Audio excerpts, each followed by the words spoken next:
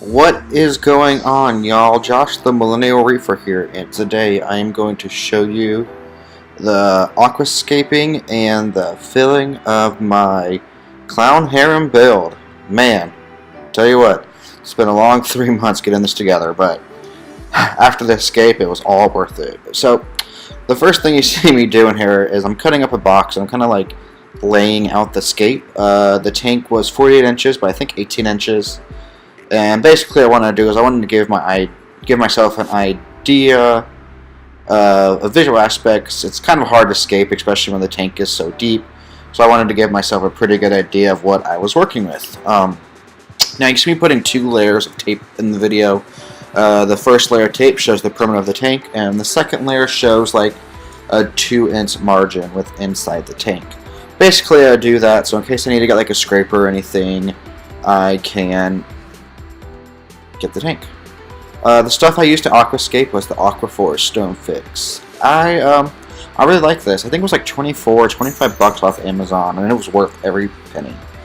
Yeah, the Aquaforest, it was nice. I really liked it. It comes in like this like cement powder stuff, and it dries really quick. So one of the things I'm going to suggest to do,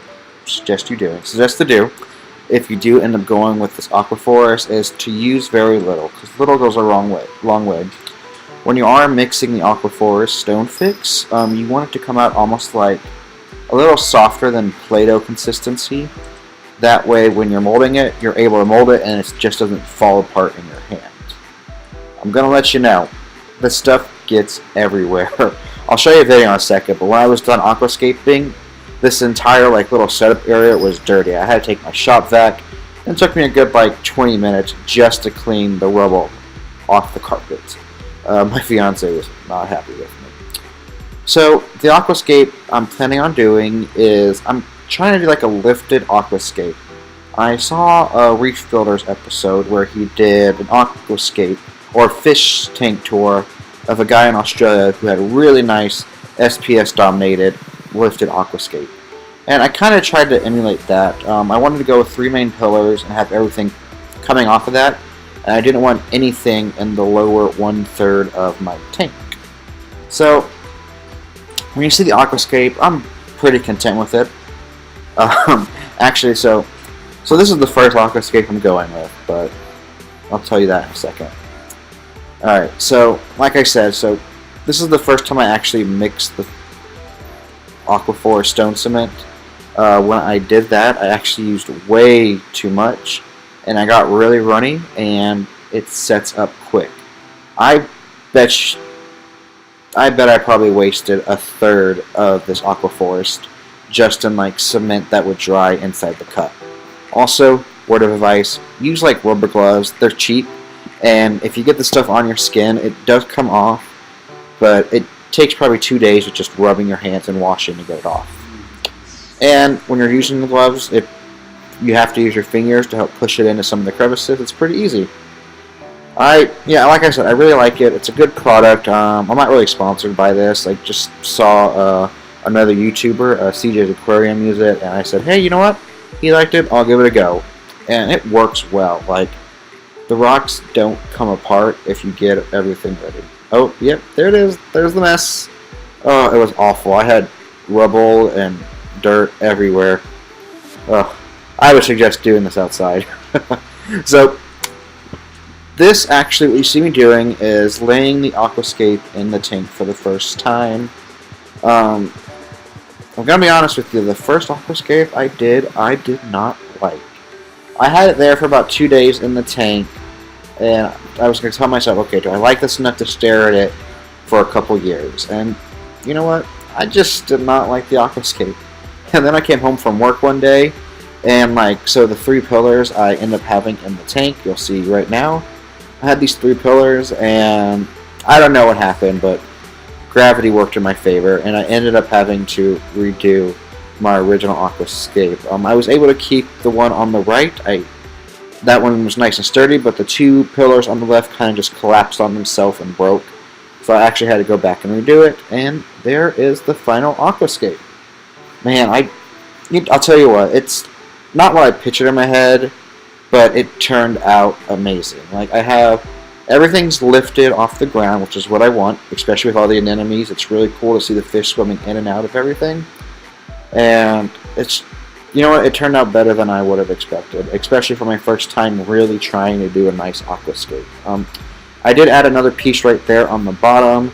It kind of looked a little empty, and I needed a little accent piece. So I put a rock there, and I'm like, you know what, let me connect it, and it looked good. So it stayed right there. I did run out of Aquaforce, but luckily enough, I had some extra like 2-part epoxy laying around, so I ended up just using that to get that last piece of rock in there. But hey, if you got it, you gotta use it, right? Alrighty.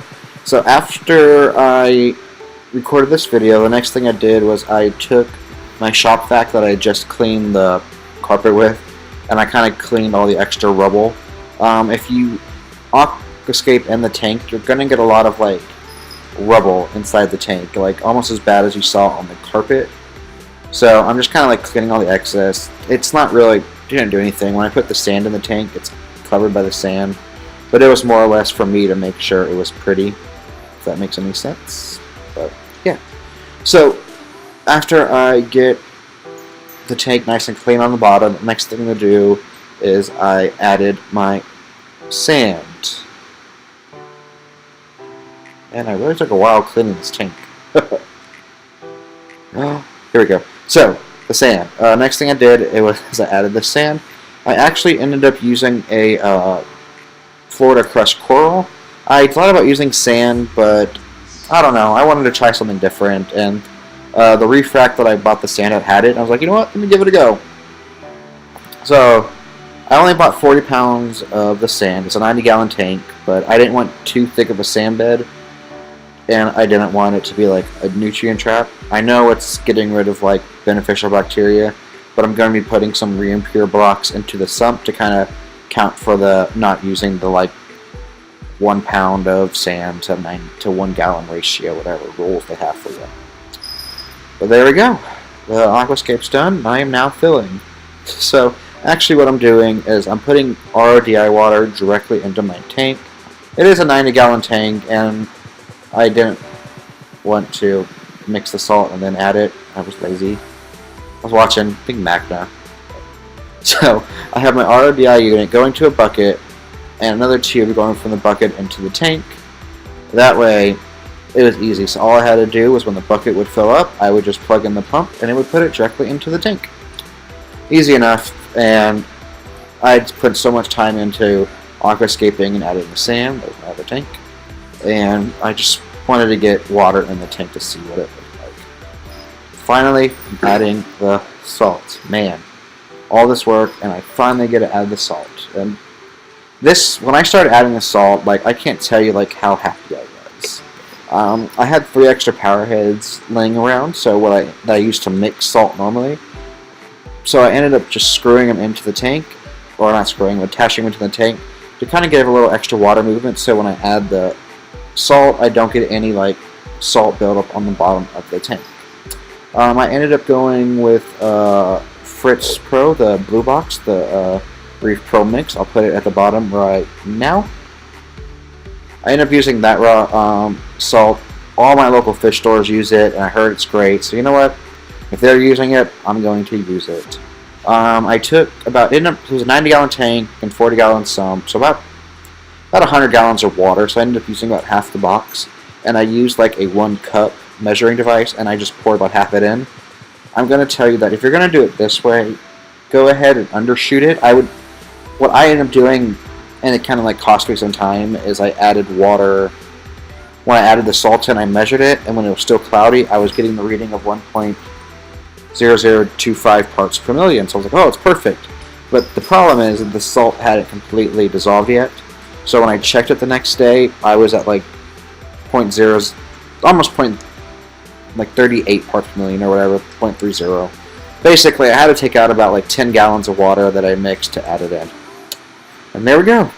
There's the tank. The salt's mixed, getting ready to cycle, and I can finally add fish soon. Man, it feels so good. But that's all I got for now, guys. So I want to thank you guys so much for watching. Have a great day, and don't forget to follow me on Instagram. I'm on Instagram, guys. You can follow me along, see where I'm at, especially with this build, and just creep on me, whatever you want to do. But have a great day, guys, and keep on reefing, y'all.